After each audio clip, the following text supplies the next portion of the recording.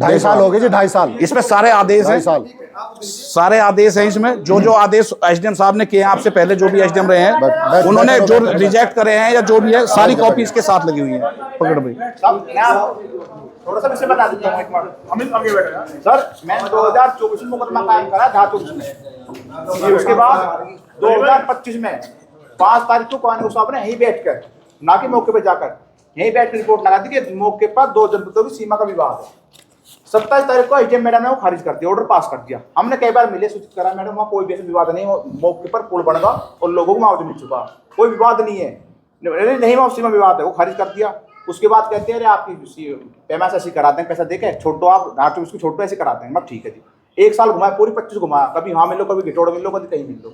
उसके बाद क्या हुआ, अब कह रहे हैं कि दोबारा से धार चौक में जाओ। अब मैंने दोबारा धार चौक में जो फाइल निकलवाई रिपोर्ट रूम से, वहां भी बहुत करप्शन है, वहां पैसे दो तो फाइल देते हुए नहीं, कहते जाओ यहाँ से भाग जाओ, कुछ नहीं हो। 5-5 हज़ार मैंने फाइलों को दिए, मेरी 5 फाइल थी जिसमें कि 2 फाइल कानून साहब ने गुम कर दी, उनको सब आप दिलाओगे, मैं दोबारा उन्हें नहीं बनाऊंगा, ये मैंने लिख के दे रखी है। 2 फाइल मेरी गुम करती जिनका आवाज ही नहीं चला आज तक, जो उन्होंने खो दिया, अपने घर ले जाकर रख ली, पता नहीं क्या करा। आपने कोर्ट में फाइल जमा सर कोर्ट में फाइल जमा करी, कोर्ट से निजारत से गई कानून साहब के पास। हमारे रिकॉर्ड में है कि उनको हमने फाइल दी है, जिम्मेदारी उनकी, वो फाइल जी 2 फाइल आपसे वापस मंगवाओ। और उसके बाद सर मैंने अब दोबारा धातु में डाला, तो मेरी हाथ जोड़ के विनती है कि पहली बेस में ही मेरे आदेश करो, आप 2.5 साल हो गए वक्त।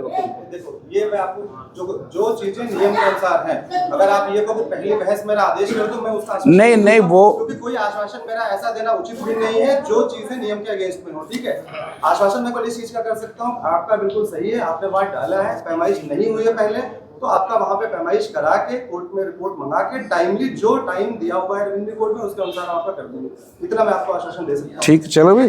अगर पहली अध्यक्ष जी, कोई पक्षी है जो आपको जो पैमाइश हुई है, उससे कोई प्रभावित पक्षकार है, उसको भी आपत्ति का अवसर देना होगा, ज्ञापन उस पैमाइश से हो सकता है आप भी प्रभावित हो जाए, जो आप सोच के चल रहे हैं, हो सकता है मौके पर पैमाइश में कोई और चीज निकल के आई तो आपको भी अवसर मिलेगा, अगर कोई और प्रभावित हो तो उसको भी अवसर मिलेगा। जो कोर्ट की प्रक्रिया है वो कोर्ट के अनुसार, लेकिन टाइम बाउंड हुई में, ये मैं आपको रजिस्ट्रेशन क्या टाइमिंग है, रजिस्ट्रेशन क्या समय सीमा है? नहीं, रजिस्ट्रेशन की कोई समस्या नहीं है, तो आपके लिए है कि आप 30 दिन के अंदर जो आदेश पुराना पारित हुआ है उसके 30 दिन के अंदर आप हमें देंगे। लेकिन रजिस्ट्रेशन डिसाइड करने का ऐसे कोई समय सीमा निर्धारित नहीं है कि आप 2 दिन में निर्धारित कर दें, भाई 4 दिन अगर कोर्ट नहीं चली तो नहीं हो पाएगा। लेकिन ये चीज हमेशा है, ये हमेशा ये इस समय पिछले 1-1.5 साल से शासन के लिए एकदम टॉप प्रायोरिटी में रेवेन्यू कोर्ट के अंतर्गत जितने भी बात है उसका टाइम बाउंड निस्तारण वो हम लोग की प्रायोरिटी है। तो ऐसा नहीं है कि उसमें टाइम लिमिट नहीं है, तो इसका मतलब ये नहीं है कि 1 साल 2 साल होगा, 2-3 डेट जितने भी है भाई आपको अपॉर्चुनिटी दी जाएगी, जो विपक्षी है उनको अपॉर्चुनिटी दी जाएगी, सुन के उसका निर्णय होगा इसमें। चलो बैठो भाई। हाँ जी आप बताओ।